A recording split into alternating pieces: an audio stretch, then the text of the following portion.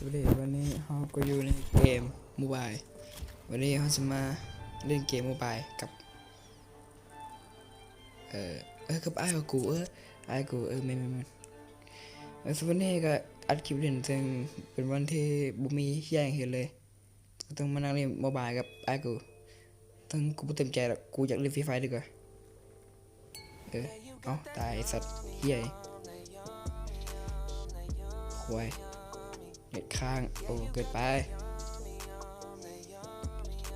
ค้างเกินเน็ตพองดิวันนี้จะไปกระเทิบไอ้แรกไปบักอ้ายก็นอนอยู่นอกเลยเวทีใหญ่หาวไอ้สัตว์หาวบกกลับบ้านแตกไปคุยตื่นเซฟเฮีย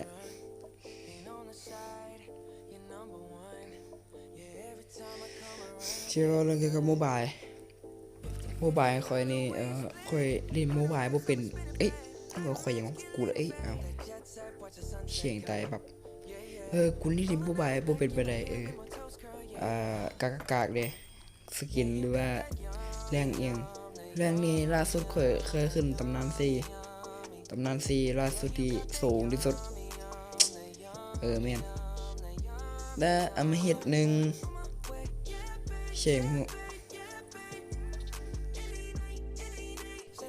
เดี๋ยวชี้ให้เบิ่งย้ำออกไปชี้แคปหรือว่า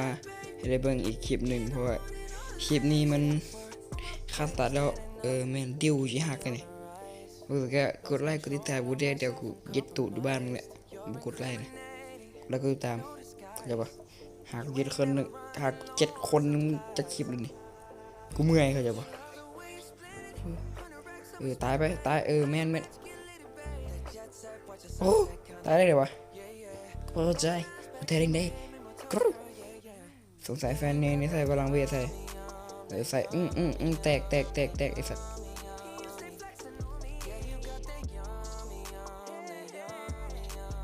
มาเป็นหัวคออะไรสัตว์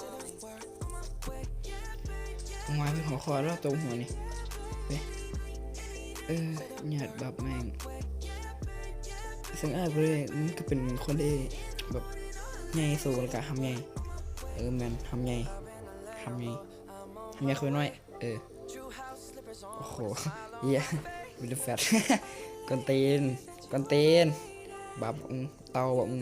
ไอ้ค่ะโอ้ยเหี้ยรอได้สิโอ้ไอ้กัดมาคนถือกูจอไปแล้วเหี้ยราคารีวิวแหละมึงอื่นมาเดอะแฟตอีกแล้วโอ้โหเหี้ยสุดยอดกระดกโหดเดี๋ยวบอกไม่เฟนี่เป็นเจ้ามาตายไปมีคนแคมคลิปก่อนเต้นไหมงี้โอ้ยกระจอกสันกระแพงน้องพัฒนาครับน้อง